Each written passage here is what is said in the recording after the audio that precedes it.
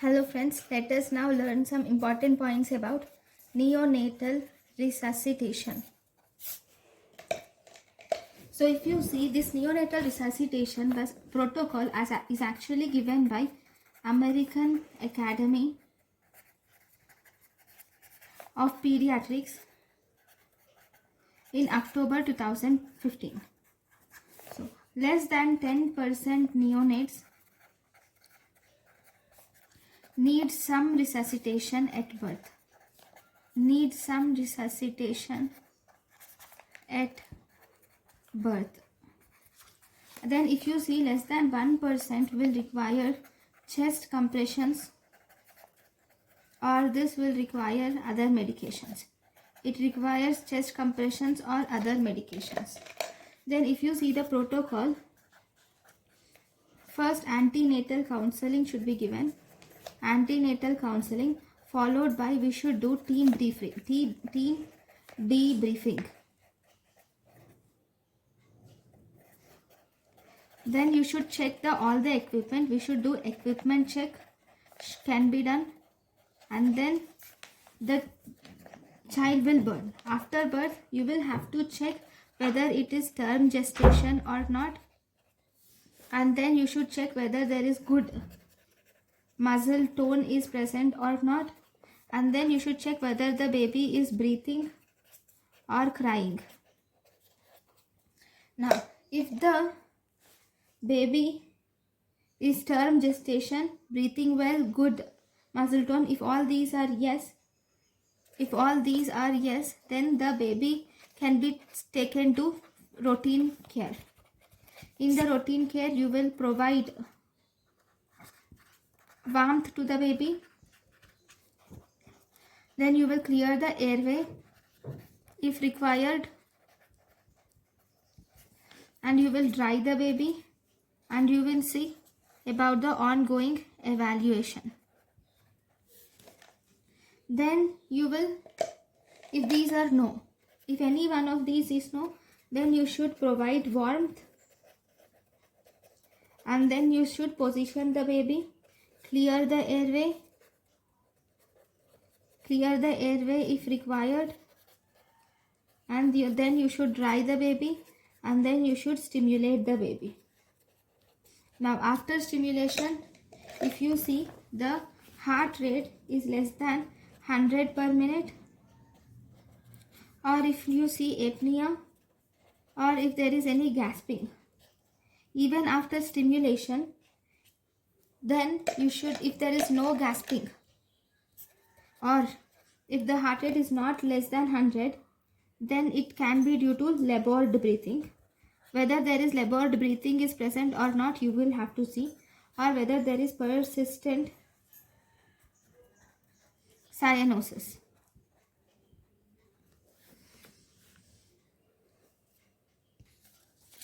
Now if there is labored breathing or persistent cyanosis is present, if this is yes, then you will have to clear the airway, then check the SpO2, and you will have to consider continuous positive airway pressure, and you will also have to supplement oxygen to the baby if required.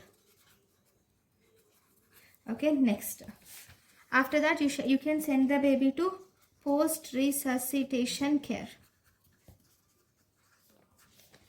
or team debriefing.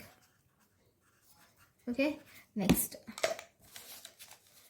now if heart rate is less than 100 and apnea is present and gasping for breath, then you should start the baby on positive pressure ventilation, and you should check SpO2, and then you should consider cardiac or ECG monitoring.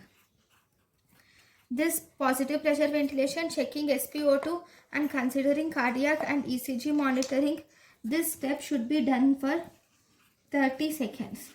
And then you should check heart rate.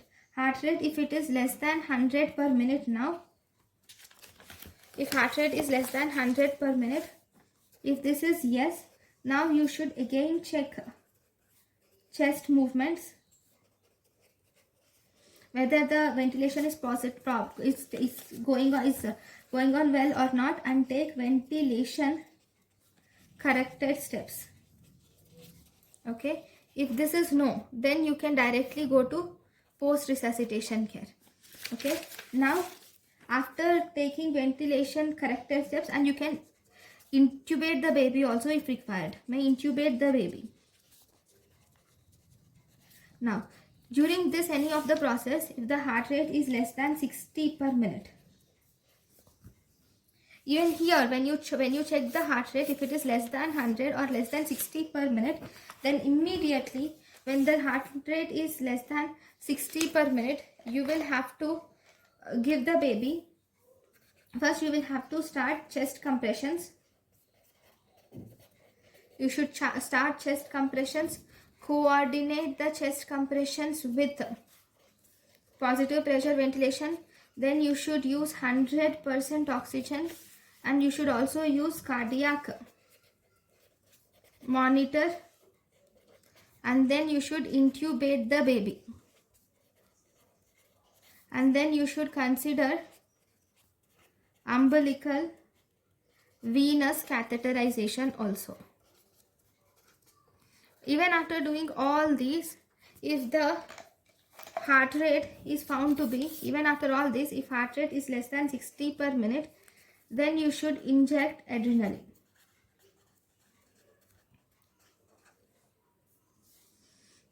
Even after adrenaline, if there is no improvement, even after adrenaline, if you think there is no improvement, now you should consider hypovolemia. You should consider hypovolemia and pneumothorax.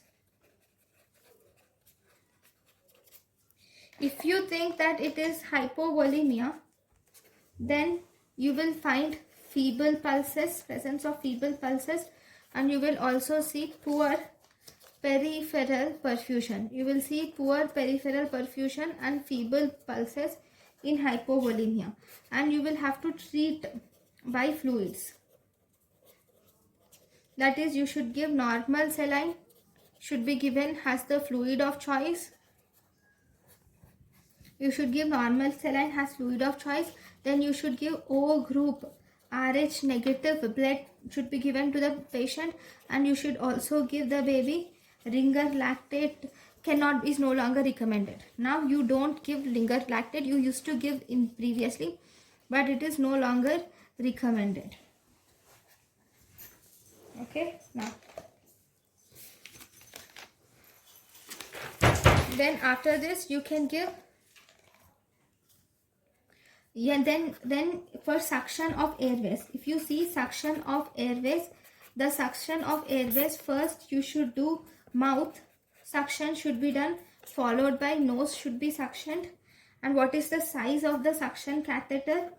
The size of the suction catheter is around 12 or 14 F, and it usually provides a pressure of around 80 millimeters of Hg or 100 centimeters of water. Now, what is the recommended temperature of delivery room? Recommended temperature of delivery room is 25 degrees Celsius. Now, what do you give after resuscitation? After resuscitation, we should take post resuscitation care. What do you do in post resuscitation care? In this, we will first start the IV fluids to the baby. You will start monitoring the condition of the baby.